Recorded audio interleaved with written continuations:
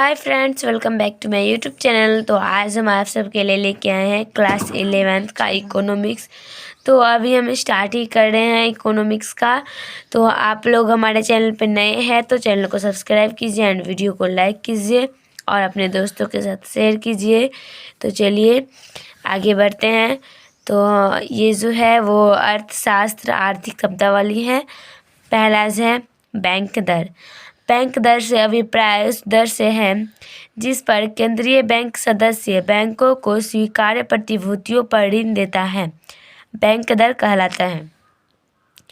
बचत बैंक दर ग्राहकों को छोटी छोटी बचतों पर बैंक द्वारा दी जाने वाली ब्याज की दर को बचत बैंक दर कहा जाता है।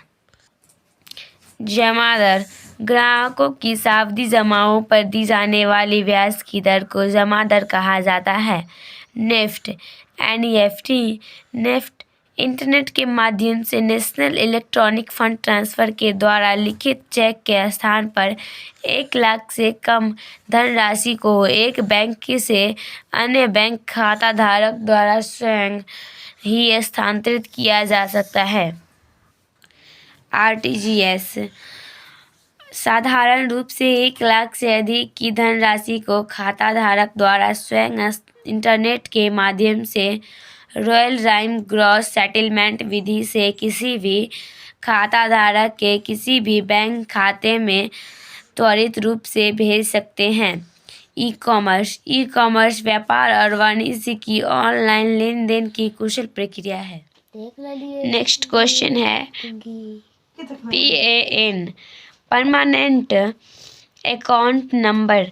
आयकर घटाओं को आवंटित एक ऐसी संख्या है जिससे उसके धारक द्वारा किसी भी वर्ष में प्राप्त की गई आय एवं अन्य लेन देन जिनमें PAN को उल्लेख करना अनिवार्य है, इसका लेखा जोखा रखा जाता है।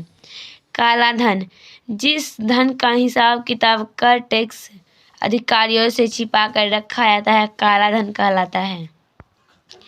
काला बाजार जमाखोरी द्वारा बाजार में कृत्रिम कमी पैदा करके वस्तुओं की कीमतें बढ़ाकर अधिक लाभ कमाने वाले काला बाजार कहलाता है। अधिमूल्यन जब एक देश अपनी मुद्रास्फीति को ठीक करने के लिए मुद्रा की कीमत अन्य मुद्राओं के संदर्भ में बढ़ा देता है तो उसे अधिमूल्यन कहते हैं। अवमूल्यन जब एक देश अपनी मुद्रा की कीमत अन्य मुद्राओं के संदर्भ में कम कर देता है उस मुद्रा को अवमूल्यन कहते हैं। क्वेश्चन क्या होता है repo rate, reverse repo rate और CRR? आंसर भारतीय रिजर्व बैंक द्वारा आर्थिक नीतियों की समीक्षा के दौरान प्रमुख ब्याज दरें घटाने या बढ़ाने के खबरें हम सब पढ़ते ही रहते हैं, लेकिन आम आदमी को इन खबरों में इस्तेमाल किए गए शब्दों के बारे में जानने की न सिर्फ इच्छा बनी रहती है बल्कि शब्दावली के अर्थ जाने बिना खबर को समझना भी मुश्किल होता है।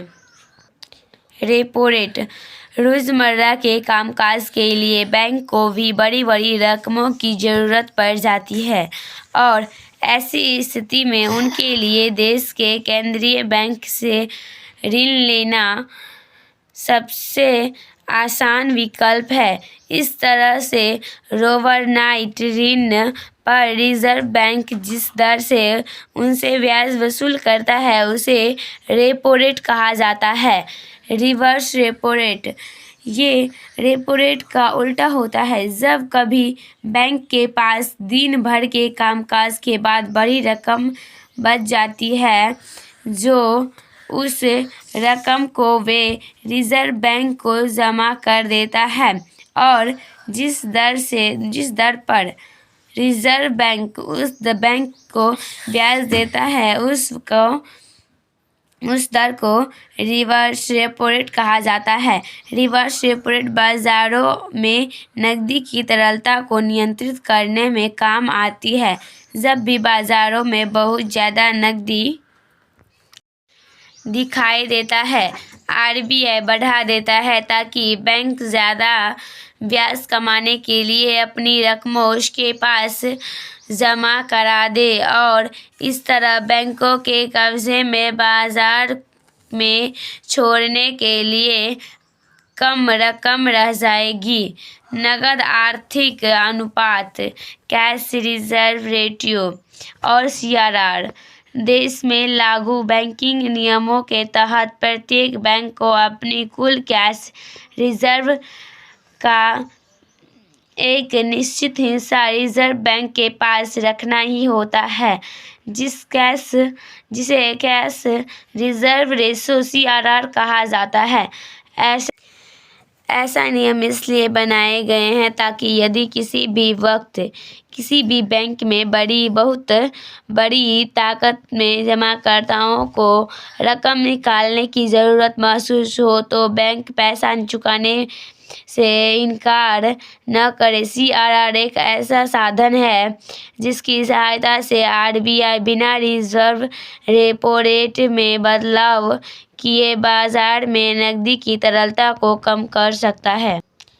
सीआरआर बढ़ाए जाने के स्थिति में बैंकों को ज़्यादा बड़ा हिस्सा रिजर्व बैंक के पास रखना होगा और उनके पास ऋण के रूप में देने के लिए कम रकम रह जाएगी। इसी के विपरीत बाजार में नकदी बढ़ाने के लिए रिजर्व बैंक सीआरआर को घटाया करते हैं।